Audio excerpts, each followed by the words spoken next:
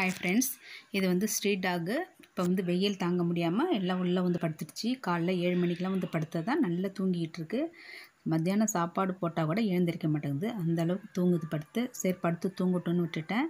இது பாருங்கள், இது 3 கிடக்கு. இது ஒரு செட்டு.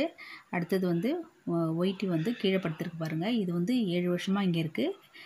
2017லேருந்து என்கிட்ட தான் இருக்குது இது. இவரும் வெயிலுக்காக வந்து உள்ளே படுத்துட்டாரு. இவர் வீட்டிலே உள்ளவர். இதுவும் ஸ்ட்ரீட் டாக் குட்டி போட்டு இதை நாங்கள் எடுத்துக்கிட்டோம். மீதி 5 குட்டியை வளர்த்து கொடுத்துட்டோம் நாங்கள். இப்போ பாருங்கள், இது வந்து ஃபீமேல் டாக். இந்த பிளாக் கலர் உள்ளது. இது வந்து ஸ்டெரிலைஸ் பண்ணியாச்சு. இப்போ இதுங்கெல்லாம் வந்து நல்லா வந்து நிழலுக்காக படுத்துருக்கு. தண்ணி வந்து நிறைய பக்கெட்டில் வச்சுருக்கேன். வெளியில் உள்ள டாக்ஸும் வந்து குடிக்கும்.